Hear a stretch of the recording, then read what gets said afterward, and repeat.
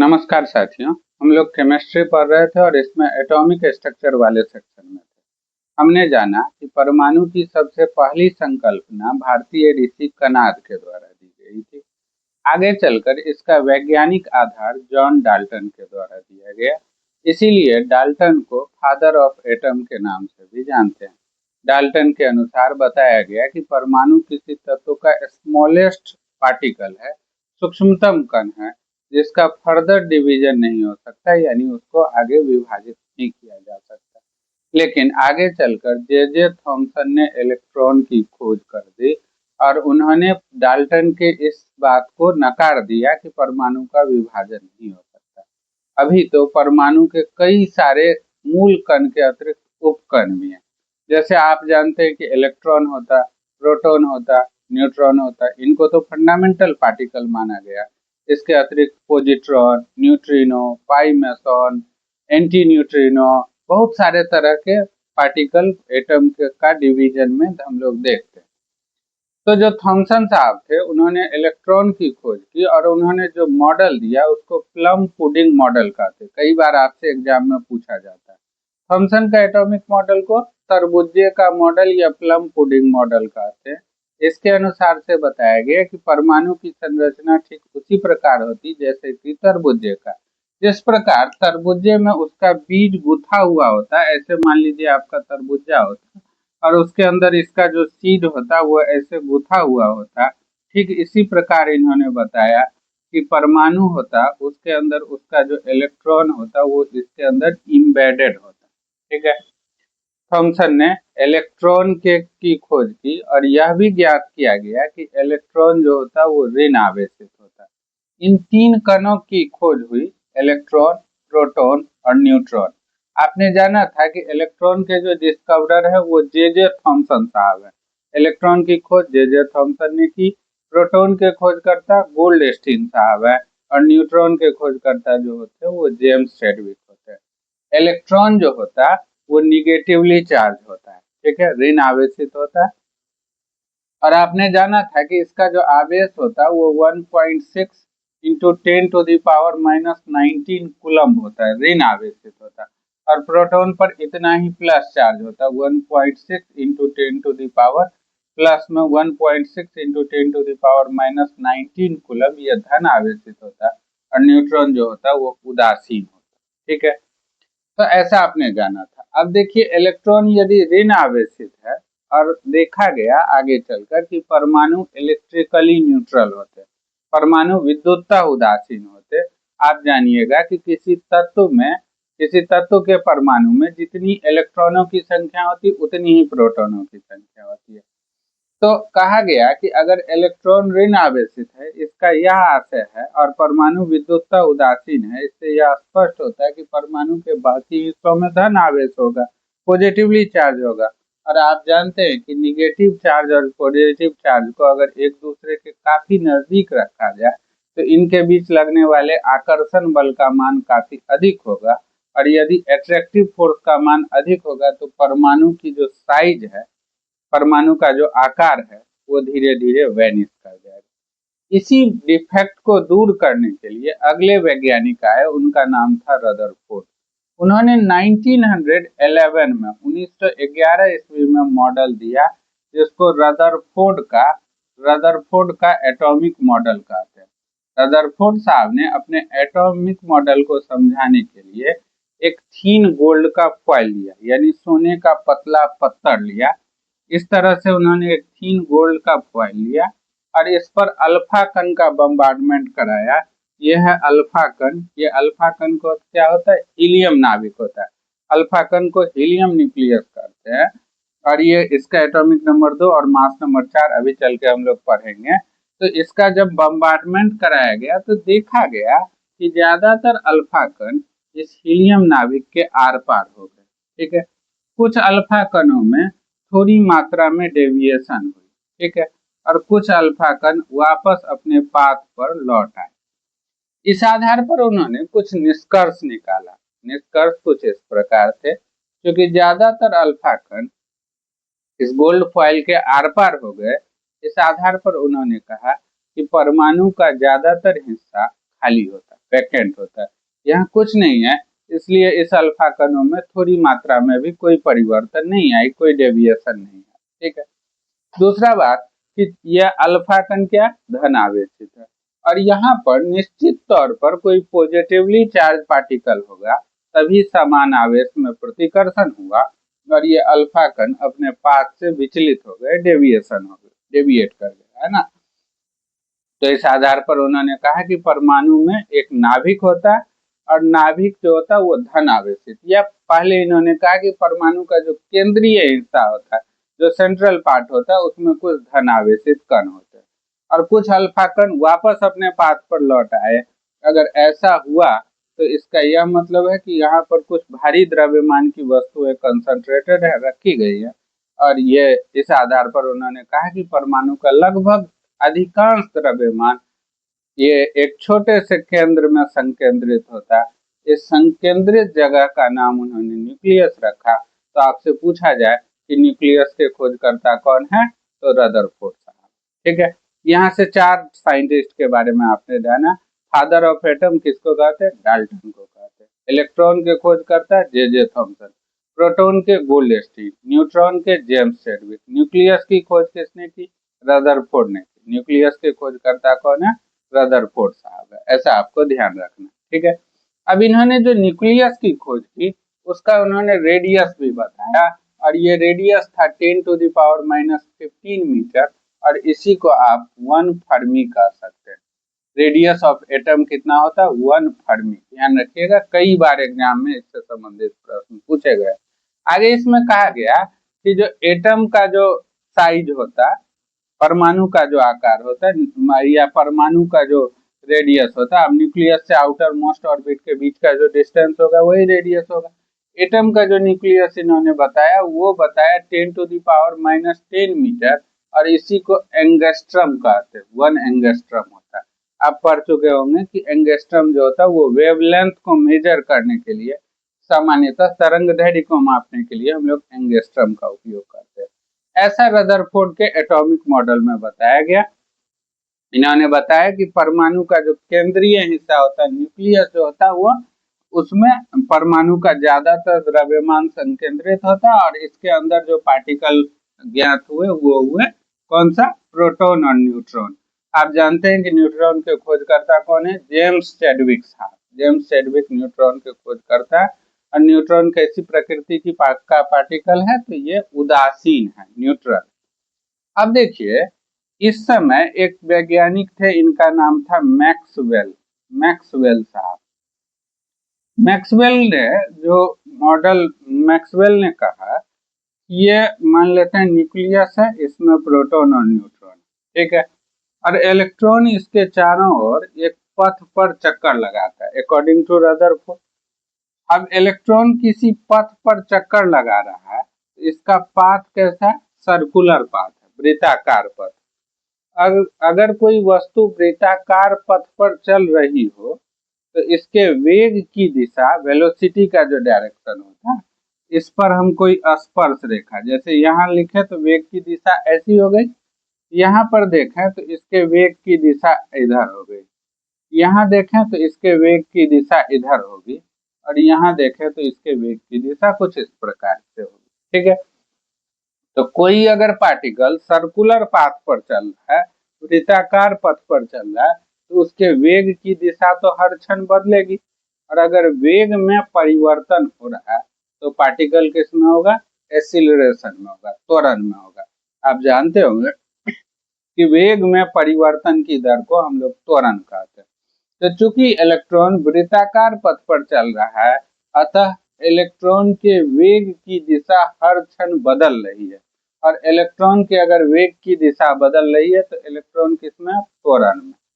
और कहा गया कि यदि कोई पार्टिकल एक्सिलरेट कर रहा है, मतलब त्वरण में चल रहा है, मतलब अपने वेग में परिवर्तन कर रहा है, तो निश्चित तौर पर उसके ऊर्जा का ह्रास होता है। ठीक है। एक्सेलरेटेड पार्टिकल, अगर कोई वस्तु त्वरण में हो तो उनकी एनर्जी क्या होती है? डाउनफॉल करती है, गिरती। तो अगर इलेक्ट्रॉन का एनर्जी, मान लेते हैं ये न्यूक्लियस है और ये इलेक्ट्रॉन था, शुरुआत में इसकी एनर्जी इतनी थी, अब ये एनर्जी घटेगा तो ये अपने पाथ को क्या करेगा, छोटा करेगा, छोटा करेगा, छोटा करेगा, छोटा करते करते करते करते अंततः ये न्यूक्लियस में आकर गिर जाएगा।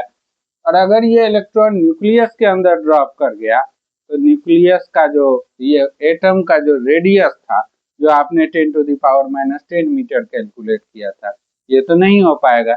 इस आधार पर रदरफोर्ड के एटॉमिक मॉडल का में डिफेक्ट आ गया और इस डिफेक्ट को दूर करने के लिए अगले जो वैज्ञानिक आए उनका नाम था नील्स बोर, है ना। नील्स बोर साहब ने 1913 में 1913 में एक एटॉमिक मॉडल प्रस्तावित किया। ये किसने किया, इनका नाम था नील्स बोर। नील्स बोर, इसको बोर एटॉमिक मॉडल कहते हैं, ठीक है, बोर एटॉमिक मॉडल कहते हैं। 1913 में इन्होंने प्रस्तावित किया।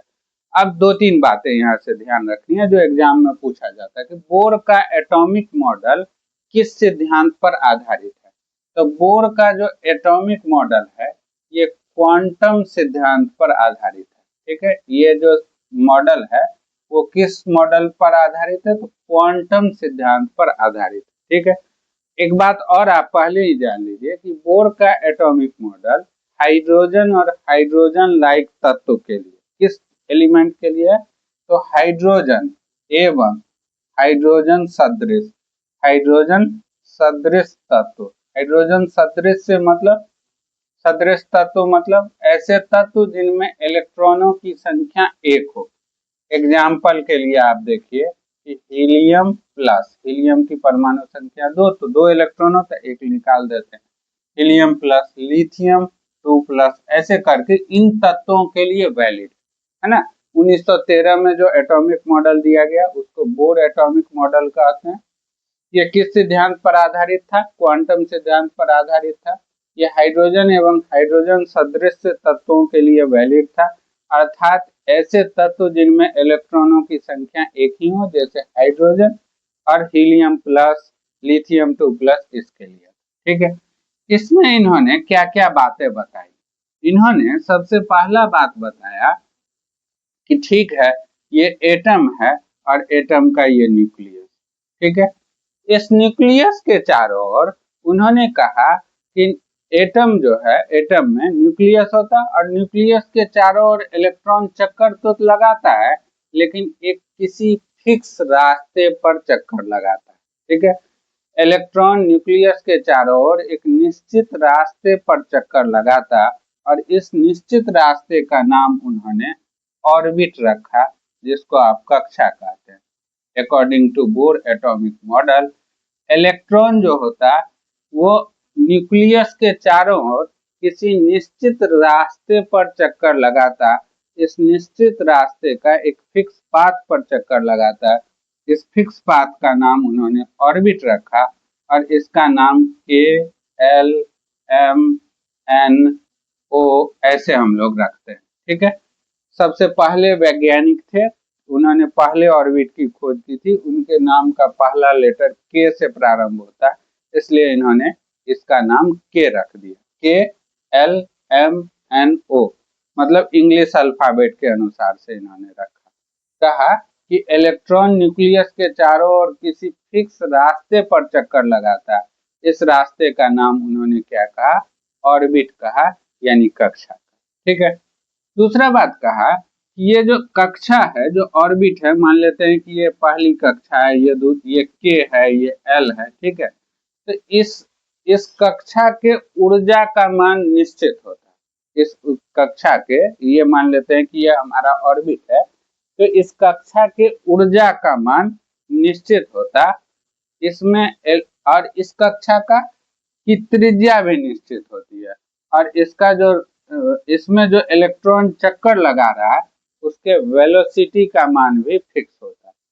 तो इन्होंने कुछ इस प्रकार से कहा कि ये जो कक्षा होगा इसका मैथमेटिकल कैलकुलेशन निकाला गया, कहा गया कि हर कक्षा की त्रिज्या का मान निश्चित होगा, ये होगा रेडियस के लिए 0.529, ठीक है, 0.529 एन स्क्वायर अपॉन जेड, ये इतना एंगस्ट्रम होगा इस कक्षा का रेडियस, अभी जानेंगे कि n को हम लोग कहते हैं ऑर्बिट नंबर, जिसको आप कक्षा कहते हैं, और z को हम क्या कहते हैं, एटॉमिक नंबर। ठीक है।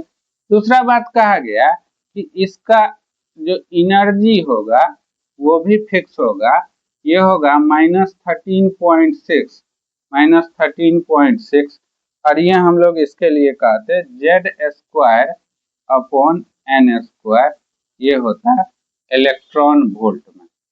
और इसके वेलोसिटी की बात करें तो ये होता है 2.18 इंटू 10⁶, और इसके लिए हम लोग लिखते हैं, वेलोसिटी के लिए जो उपयोग किया जाता है वो होता है Z/n, और ये हम लोग मीटर पर सेकेंड में कहते हैं। ठीक है। हम ये कहना चाह रहे हैं, ये 3 मैथमेटिकल फार्मूला यहाँ से आया है। इसको सामान्य विज्ञान में हम लोग सीधे याद रखते हैं, ऐसे तो इसको कैलकुलेट भी किया जा सकता है।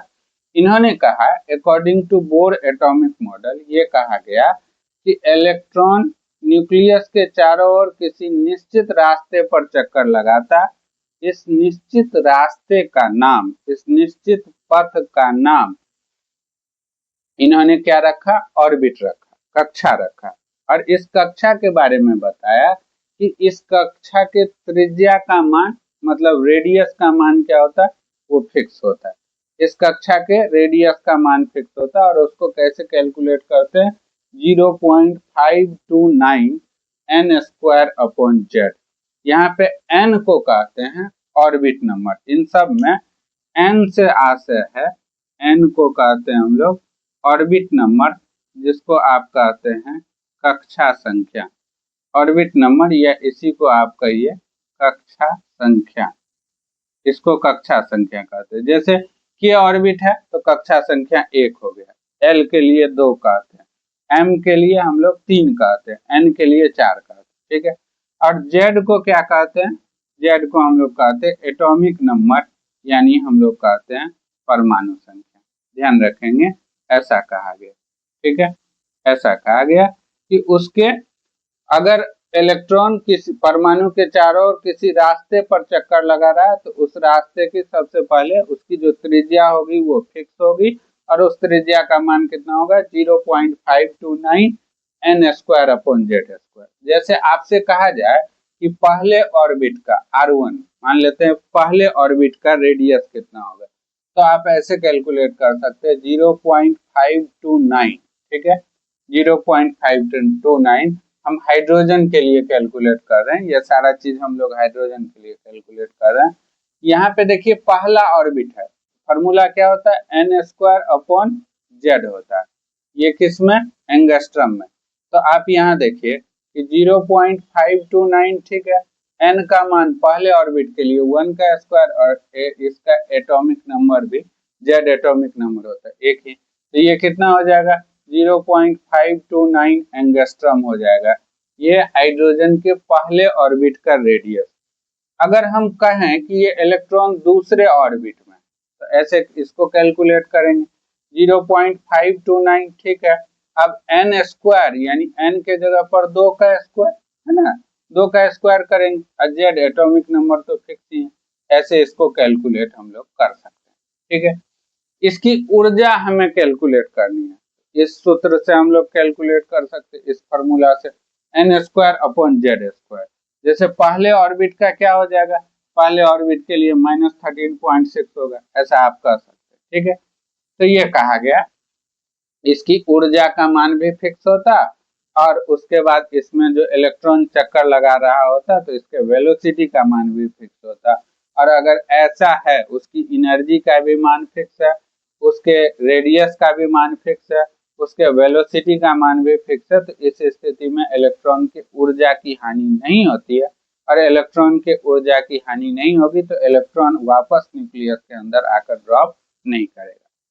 इसके बाद इसमें यह भी बताया गया कि अगर इलेक्ट्रॉन अगर न्यूक्लियस के चारों ओर किसी पाथ पर चक्कर लगा रहा है, इलेक्ट्रॉन अगर न्यूक्लियस के चारों ओर किसी पाथ पर चक्कर लगा रहा है तो उसके लीनियर मोमेंटम का मान भी फिक्स होता है, इसके रैखिक संवेग का मान भी, यानी लीनियर मोमेंटम का मान भी निश्चित होता है, यानी मोमेंटम तो जानते ही हैं आप, मास इंटू वेलोसिटी होता है। ये जो मोमेंटम का फॉर्मूला निकाला गया वो n h/2 का इंटीग्रल मल्टीपल होता है। इंटीग्रल मल्टीपल कहने का मतलब n को अगर आप इंटीजर मान लें, इंटीजर कहने का मतलब जो पूर्ण संख्या 1 2 3 4 5 6 ये ऐसे कहते हैं, तो इसका जो लीनियर मोमेंटम होगा, इसका जो रैखिक संवेग होगा वो h/2 होगा। ठीक है, h/2 का इंटीग्रल मल्टीपल होगा। कहा गया बोर के एटॉमिक मॉडल के अनुसार से समझाया गया कि इलेक्ट्रॉन अगर न्यूक्लियस के चारों ओर किसी निश्चित रास्ते पर चक्कर लगा रहे हैं तो इस निश्चित रास्ते के रैखिक संवेग का मान भी निश्चित होता है, और ये रैखिक संवेग का मान कितना होता है, h/2 का इंटीग्रल मल्टीपल होता है। ठीक है, h/2 का क्या होता है, ये मतलब इंटीजर पूर्णांकीय गुणनफल में होता है। एक बात आप ये ध्यान रखिएगा। फिर आगे इसमें बताया गया कि मान लेते हैं ये एटम है और इसका ये न्यूक्लियस है, और इस न्यूक्लियस के चारों ओर इलेक्ट्रॉन किसी रास्ते में चक्कर लगा रहा है। ठीक है, तो इलेक्ट्रॉन अपने जिस आरंभिक कक्षा में है, अपने मूल कक्षा में, तो इसको इसका ग्राउंड स्टेट कहते हैं, है ना, मूल कक्षा कहते हैं। ठीक है, अगर इलेक्ट्रॉन न्यूक्लियस के चारों ओर किसी रास्ते में चक्कर लगा रहा है तो ये जो रास्ता है वो क्या है, ग्राउंड स्टेट। ठीक, मतलब इसकी मूल कक्षा। अब इसमें इसकी ऊर्जा का मान तो निश्चित है, एनर्जी का मान फिक्स है। अब इस ऊर्जा की बात करें, और इसमें आपने जाना कि इसके एनर्जी का मान, एनर्जी फॉर nth ऑर्बिट -13.6, ये Z²/n² होता है। ठीक है, ऐसा आप ध्यान रखिएगा। ये यहाँ पर इलेक्ट्रॉन है। अब यहाँ पर एक बात ध्यान दें कि इसकी टोटल एनर्जी का मान क्या है, निगेटिव है। मतलब अगर कोई इलेक्ट्रॉन एटम के साथ बंधा हुआ है, एटम के साथ इलेक्ट्रॉन है, तो इसकी टोटल एनर्जी निगेटिव है। इससे यह मतलब, इससे यह तात्पर्य निकलता है कि अगर इस इलेक्ट्रॉन को आप इसके एटम से अलग करना चाहते हैं, इलेक्ट्रॉन को निकालना चाहते हैं, तो आपको बाहर से एनर्जी सप्लाई करना पड़ेगा। ध्यान रखिएगा कि बोर के एटॉमिक मॉडल में आप देखते हैं कि मतलब इलेक्ट्रॉन के टोटल एनर्जी का मान क्या है, निगेटिव। अब आपसे कोई पूछे कि आपको अगर किसी तत्व से इलेक्ट्रॉन को उत्सर्जित करना है, आप फोटो इलेक्ट्रिक इफेक्ट पढ़ेंगे, उसमें जानेंगे कि अगर मेटल के सरफेस पर सफिशिएंट वेवलेंथ के हम लोग किसी लाइट को इंसिडेंट कराते, लाइट को वहां पे गिराते हैं, लाइट आकर के किसी मेटल के सरफेस पर गिरती है, तो उस मेटल के सरफेस से इलेक्ट्रॉन का इमिशन होता है, इलेक्ट्रॉन का उत्सर्जन होता है। तो अगर आपको इलेक्ट्रॉन को उत्सर्जित कराना है तो एनर्जी कैसा देना पड़ेगा, पॉजिटिव एनर्जी देना पड़ेगा, धनात्मक मात्रा में ऊर्जा लगानी पड़ेगी, तभी आप इलेक्ट्रॉन को एटम से निकाल सकते हैं। तो अब यहाँ पर एक कॉन्सेप्ट है, ये कहता है कि अगर इलेक्ट्रॉन है अपने मूल कक्षा में, तो इस कक्षा को आप कहिएगा ग्राउंड स्टेट, ग्राउंड स्टेट कहते हैं। इस कक्षा में इलेक्ट्रॉन है तो इसका ये ग्राउंड स्टेट हो गया। अब इसको हम ऊर्जा सप्लाई करते हैं, एनर्जी देते हैं, तो जैसे ही इलेक्ट्रॉन को ऊर्जा दीजिएगा तो ये अपने स्टेट को छोड़ के एक्साइटेड स्टेट में चला जाएगा। ठीक है, अपने ग्राउंड स्टेट को छोड़ के अपने से अधिक ऊर्जा वाली कक्षा में चला जाएगा। तो यहाँ पर आ गया ये इलेक्ट्रॉन, इस स्टेट को क्या कहा गया, एक्साइटेड स्टेट। और जब इलेक्ट्रॉन एक्साइटेड स्टेट में चला गया तो वहां जाके ये रुकता नहीं है, वहां से ये अपने अंदर एनर्जी को रेडिएट करता है, ऊर्जा को उत्सर्जित करता है, और ये उत्सर्जित ऊर्जा जब इसके अंदर से ऊर्जा निकल गई तो ये पुनः ग्राउंड स्टेट में आने लगता है, अपने मूल कक्षा में आने लगता है। इस दौरान जो एक प्रकार का हमें स्पेक्ट्रम दिखाई देता है उसको हाइड्रोजन स्पेक्ट्रम कहते हैं। ठीक है, हाइड्रोजन स्पेक्ट्रम कहते। क्या हम कहना चाहते हैं कि मान लीजिए ये इलेक्ट्रॉन है, ठीक है, ये अपने ग्राउंड स्टेट में n=1 पहले ऑर्बिट में। ठीक है, ये दूसरा ऑर्बिट ले लीजिए, ये मान लेते हैं ये n=2। ठीक है, ये तीसरा ऑर्बिट ले लेते हैं, ये n बराबर 3, ये चौथा ऑर्बिट ले लीजिए, ये n बराबर 4। अभी इलेक्ट्रॉन यहाँ है तो इसके एनर्जी का मान है -13.6 इलेक्ट्रॉन वोल्ट।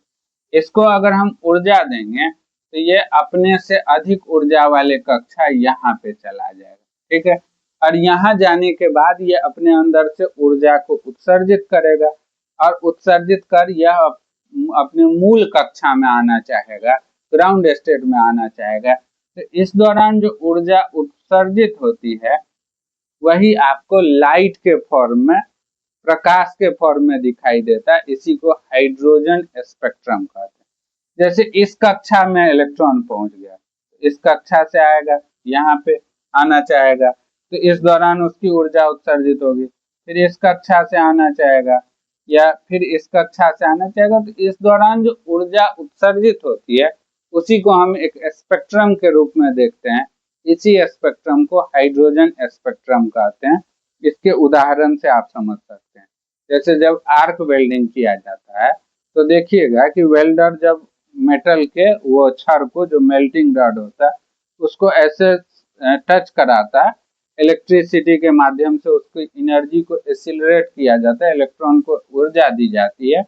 तो उस दौरान देखते होइएगा कि बहुत सारे तरह का लाइट इमिट करता है, प्रकाश के तरह का, आपको चिंगारी टाइप का दिखता है। एक्चुअली में वो इलेक्ट्रॉन के एक्साइटेड स्टेट से ग्राउंड स्टेट में आने के दौरान उत्सर्जित होने वाली ऊर्जा है। इसी ऊर्जा को हम लोग हाइड्रोजन स्पेक्ट्रम के रूप में जानते हैं, ठीक है। तो सामान्य बात यहाँ पे कि हाइड्रोजन स्पेक्ट्रम क्या होता है, यदि इलेक्ट्रॉन ग्राउंड स्टेट में है तो उसकी ऊर्जा का मान फिक्स है। उसको अगर सफिशिएंट अमाउंट में एनर्जी दिया जाए तो वो अपने ग्राउंड स्टेट को छोड़कर एक्साइटेड स्टेट में चला जाता।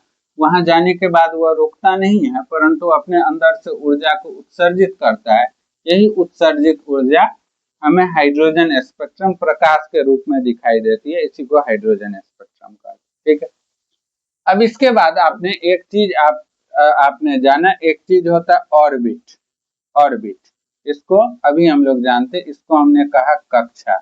कक्षा का नाम क्या होता है, तो ये होता के एल एम एन ओ, ऐसे कहते हैं। कक्षा संख्या ये क्या है, 1 है, 2 है, 3, 4, 5, ठीक है। इसको रिप्रेजेंट करते हैं हम लोग एन से, एन बराबर 1, 2, 3, 4, 5 ऐसे कहते हैं, ठीक है। इस कक्षा के अंदर उप कक्षा होता है, उप कक्षा, जिसको आप कहते हैं सब ऑर्बिट, ठीक है। कक्षा के अंदर क्या होता है, सब ऑर्बिट होता है, उप कक्षा, इसको कहते हैं उप कक्षा, ठीक है। उप कक्षा, उप कक्षा क्या होता है, तो ये होता है एस पी डी एफ, ऐसे हम लोग कहते चले जाते हैं, एस पी डी एफ कहते हैं, ठीक है। अब दो चीज यहाँ पे जानिए, किसी कक्षा में अगर आपको कोई ऑर्बिट दे दे, किसी कक्षा में महत्तम इलेक्ट्रॉनों की संख्या, maximum electron in A orbit, किसी कक्षा में महत्तम इलेक्ट्रॉन की संख्या कैसे निकालते हैं, ठीक है।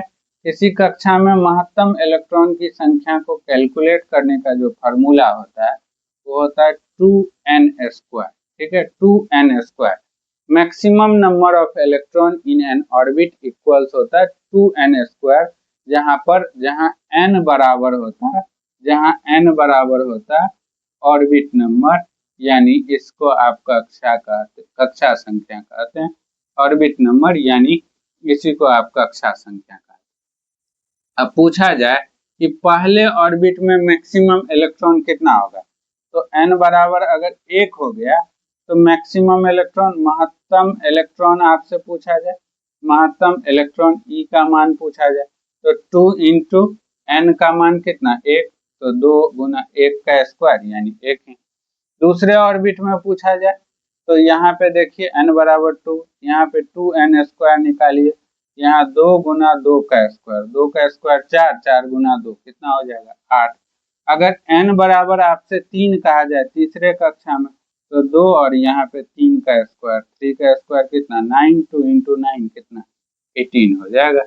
अगर आपसे पूछा जाए कि ये n बराबर अगर 4 है तो इसमें बताइए 2 इंटू यहाँ पर 4 का स्क्वायर, तो 4 का स्क्वायर कितना 16, 2 इंटू 16 यहाँ पर कितना हो जाएगा 32। ध्यान रखिएगा कि किसी ऑर्बिट में मैक्सिमम इलेक्ट्रॉनों की संख्या कुछ इस प्रकार से हम लोग निकालते हैं।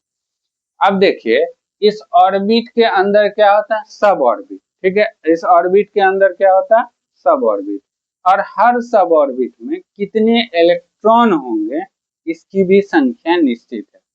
तो मैक्सिमम इलेक्ट्रॉन, ये इसमें s की बात करें तो s में महत्तम इलेक्ट्रॉन होता है 2। s सब ऑर्बिट में मैक्सिमम इलेक्ट्रॉनों की संख्या 2। p में अब 4 जोड़ते जाएंगे, p में जो होता है 4 जोड़ेंगे तो 6, और फिर 4 जोड़ेंगे तो d में 10 और f में 14। ऐसे महत्तम इलेक्ट्रॉन हम निकाल रहे हैं। महत्तम इलेक्ट्रॉन किसमें, महत्तम इलेक्ट्रॉन सब ऑर्बिट में। सब ऑर्बिट में अगर आपसे पूछा जाए तो आप देखिएगा कि s सब ऑर्बिट में महत्तम इलेक्ट्रॉन 2, p में कितना 6 और d में कितना 10 और f में जो होता है वो 14 होता है। ध्यान रखिएगा, सब ऑर्बिट हो गया, इसके लिए महत्तम इलेक्ट्रॉन हो गया s में 2, p में 6, d में 10 और f में 14। याद करने का तरीका है केवल s का याद रखेंगे, s में कितना होता है 2, और फिर इसमें 4 जोड़ते जाएंगे तो 2s में 2, p में 6, d में 10 और f में 14। एक और टर्म होता है, इसको ऑर्बिटल कहते हैं। ठीक है, एक चीज होता है इसको कहते हैं ऑर्बिटल। आपसे पूछा जाए कि अगर s सब ऑर्बिट होता है, s सब ऑर्बिट है तो इसमें कितने ऑर्बिटल होंगे, तो देखिए ऐसे आप इसको ध्यान रखिएगा। मान लेते हैं कि ये सब ऑर्बिट है, यहाँ पर हम ऑर्बिटल की चर्चा कर रहे हैं। ठीक है, ऑर्बिटल, तो जितना मैक्सिमम इलेक्ट्रॉन होता, किसी सब ऑर्बिट में जितना मैक्सिमम इलेक्ट्रॉन होता उसका आधा उसमें ऑर्बिटल होता है।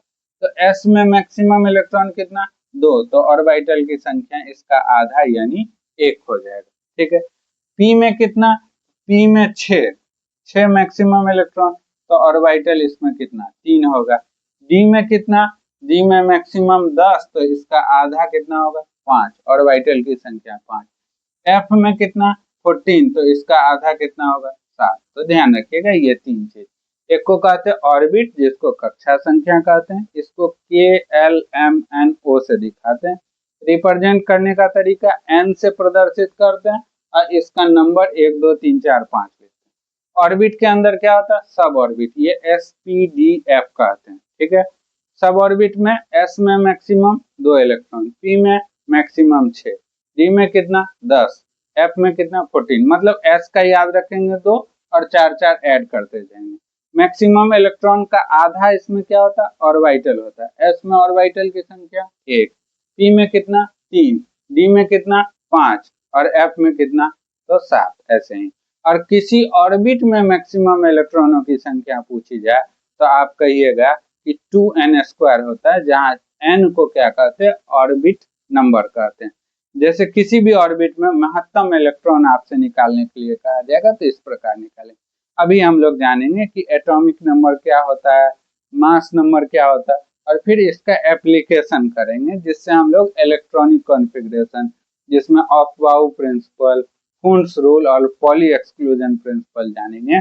और जब हम इलेक्ट्रॉनिक कॉन्फ़िगरेशन लिख लेंगे तब हम लोग क्वांटम नंबर की तरफ भी आगे बढ़ेंगे कि किस प्रकार किसी इलेक्ट्रॉन के लिए हम लोग क्वांटम नंबर लिख पाते हैं। तो इसके बारे में और आगे हम लोग